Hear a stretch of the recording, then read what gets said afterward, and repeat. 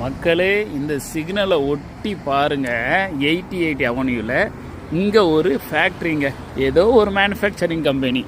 அதுக்கு வெளியே 3 மரம் வச்சுருக்காருங்க.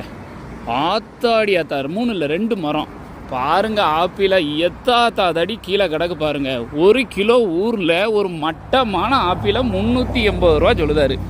இங்கே பாருங்க, ஆப்பிள் எத்தாத்தாதடிங்க.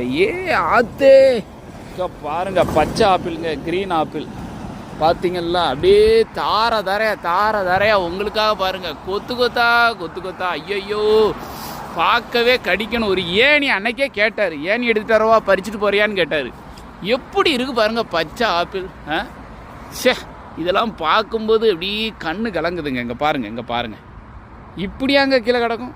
பய உள்ள ஆப்பிள் இப்படியா பாருங்க. குப்பைங்க, அவ்வளோ குப்பையில் கிடக்கு.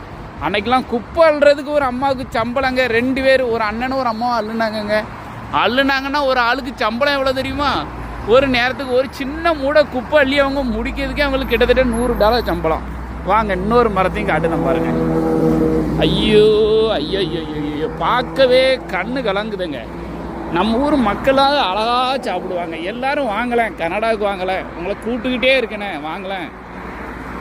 இதை பார்த்தாவது நீங்கள் கண்டிப்பாக. ஐயோ, இந்த ஃபேக்ட்ரி வேறு விலைக்கு வேற போட்டாங்கங்க. யார் வாங்குறாங்களோ அவங்க இந்த ஆப்பிள் மரத்தை நல்லா வச்சுக்கிடுவாங்க, பறித்து யாருக்குனாலும் கொடுப்பாங்க.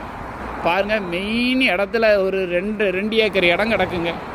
அழகாக இருக்குது பாருங்கள். மெக்டொனால்டு ரியல்ட்டி அவங்க தான் பார்த்துக்கிட்டு இருக்காங்க போல். அம்மாடி செமையாக இருக்குங்க.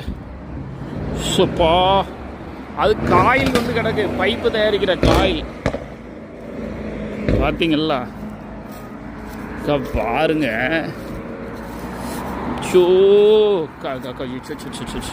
வாங்க மக்களே, வாங்க, கனடாவுக்கு வாங்குங்க. இங்கே பாருங்க, இவன் எத்தாத்தாதடி கிடக்கு. ஒவ்வொரு பழமும், ஒவ்வொரு பழத்தையும் பார்த்தாலே நமக்கு ஆசையாக இருக்க.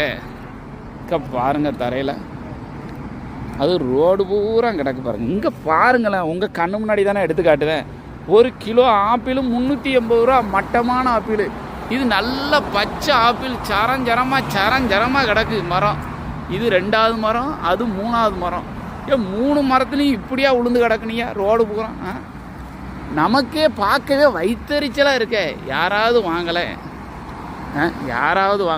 இன்னும் காரை விட்டுட்டு வந்தால் காரை காணுமே, எங்கே போச்சுன்னு தெரியலையே.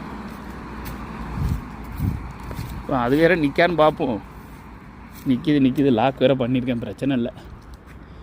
பாருங்க, பார்த்துட்டீங்களா? இங்கே பாருங்க எப்படி இருக்குது.